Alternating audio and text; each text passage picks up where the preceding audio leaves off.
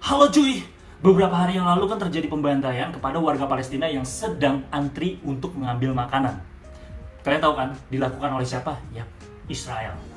Diposting oleh Najwa Shihab dari Narasi. Dunia mengutuk pembantaian yang dilakukan Israel kepada warga Palestina yang sedang antri makanan.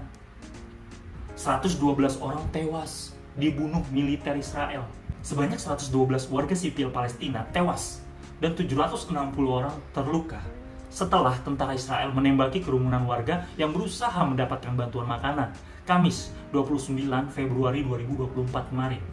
Melansir dari Al Jazeera, otoritas Israel menyatakan penembakan itu dilakukan karena warga menyerbu truk bantuan.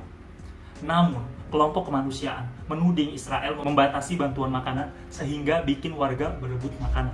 Otoritas kesehatan kewalahan. Warga yang terluka dibawa ke Rumah Sakit Al-Shifa dan Rumah Sakit Kamal Adwan di Gaza Utara. Namun, pihak medis kewalahan menangani banyak kasus darurat sekaligus. Peristiwa ini pun memicu para pemimpin dunia berkomentar atas sikap brutal Israel. Dari Antonio Guterres, Sekretaris Jenderal PBB. Saya mengutuk insiden, ngutuk terus.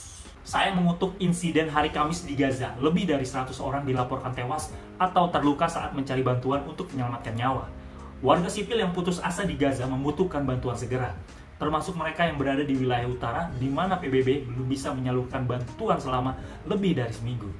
Emmanuel Macron, Presiden Prancis. Saya mengecam keras penembakan ini dan menyerukan kebenaran, keadilan, dan penghormatan terhadap hukum internasional. Situasi di Gaza sangat buruk. Semua penduduk sipil harus dilindungi. Gencatan senjata harus segera dilaksanakan agar bantuan kemanusiaan dapat didistribusikan. Ia lakukan sesuatu. Matthew Miller, juru bicara Departemen Luar Negeri AS. Dengerin. Terlalu banyak warga Palestina yang tidak bersalah terbunuh dalam konflik ini. Tidak hanya hari ini, namun selama 5 bulan terakhir. Peristiwa tragis hari ini yang dilaporkan menewaskan lebih dari 100 warga Palestina, menggarisbawahi perlunya mencapai kesepakatan yang akan mengeluarkan sandera dari Gaza dan memungkinkan lebih banyak bantuan masuk. Kementerian Luar Negeri Qatar mengutuk keras pembantaian keji yang dilakukan oleh pemerintah pendudukan Israel terhadap warga sipil yang tak berdaya yang menunggu bantuan kemanusiaan tiba di Gaza yang mengakibatkan kematian dan cederanya puluhan orang.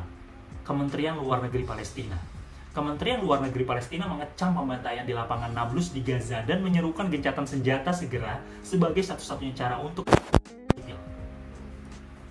Apa kata Israel? Dengerin. Ini terbukti bahwa pengiriman bantuan kemanusiaan ke Gaza bukan hanya sebuah kegilaan. Ketika para sandera kami ditahan di jalur Gaza dalam kondisi di bawah standar, namun juga membahayakan tentara Israel. Ini adalah alasan jelas mengapa kami harus berhenti menyalurkan bantuan.